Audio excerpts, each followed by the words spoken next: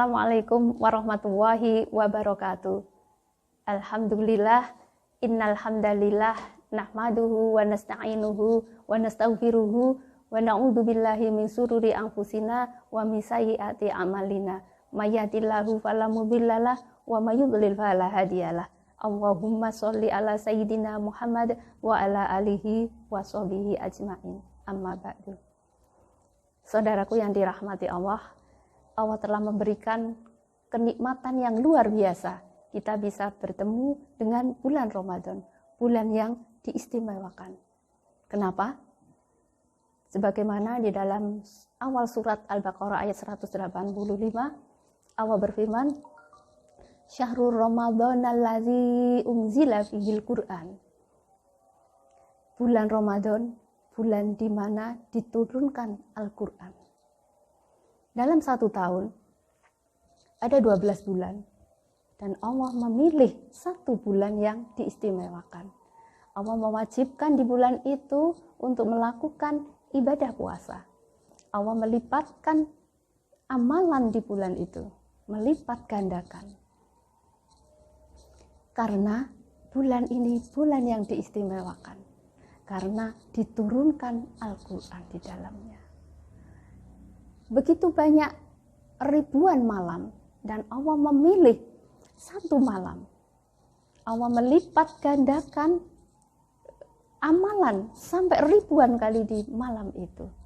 Karena malam itu malam diturunkannya Al-Quran, malam Lailatul Qadar. Begitu banyak tempat di muka bumi ini dan Allah memilih suatu tempat yang dimuliakan, yang berlipat ganda amalan di tempat itu karena menjadi tempat turunnya Al-Quran, Makkah dan Madinah. Dan Allah memuliakan baginda Nabi Muhammad SAW di antara nabi-nabi yang lain. Beliau menjadi penghulu para nabi karena beliau membawa risalah Al-Quran. Umat Islam menjadi umat yang dimuliakan karena mengemban Al-Quran. Siapapun yang dekat dengan Al-Quran, maka Allah akan memuliakannya. Saudaraku yang dirahmati Allah, Allah menurunkan Al-Quran dengan tujuan menjadi hudal linnasi wa bayyinatin minal huda wal furqan. Lanjutannya surat tadi. Al-Quran itu menjadi petunjuk bagi siapapun. Baik dia sebagai individu, sebagai anggota keluarga, sebagai pemimpin, apapun dia. Maka Al-Quran menjadikan Al-Quran itu menjadi pedoman dalam hidupnya. Menjadi penjelas, menyelesaikan segala persoalannya. Baik dia tadi ya sebagai individu, persoalan individu, persoalan masyarakat, atau persoalan sampai tingkat negara sekalipun, maka berpedoman kepada Al-Quran, menyelesaikannya dengan Al-Quran, bukan dengan yang lain, bukan dengan aturan barat atau yang lainnya, tapi kembali kepada Al-Quran.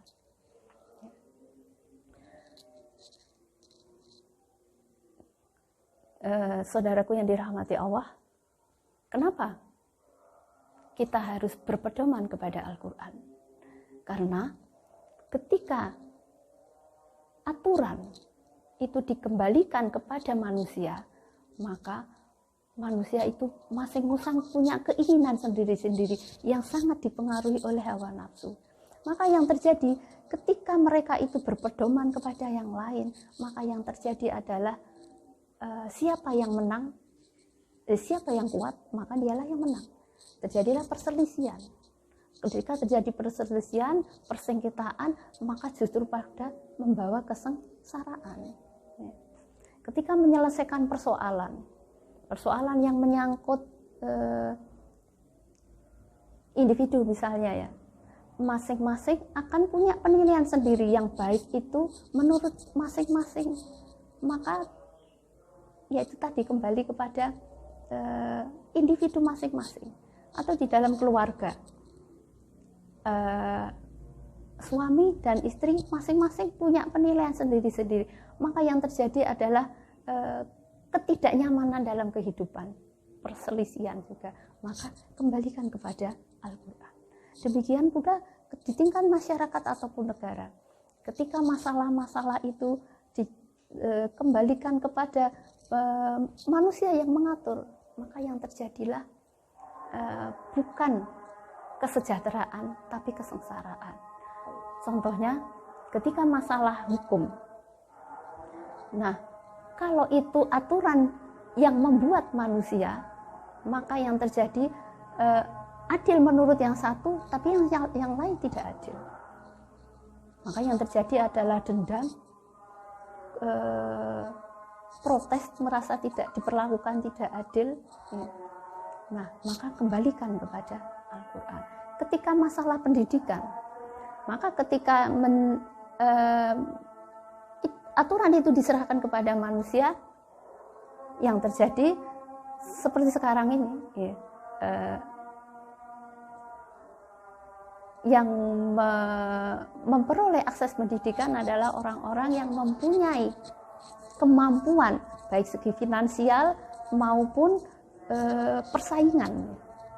Padahal dalam seharusnya pendidikan itu adalah hak seluruh warga, baik itu dia mampu dari sisi finansial, dari kaya maupun miskin, maupun dia dari sisi kemampuan, baik dia itu pandai atau kurang pandai, atau semuanya punya hak untuk memperoleh pendidikan.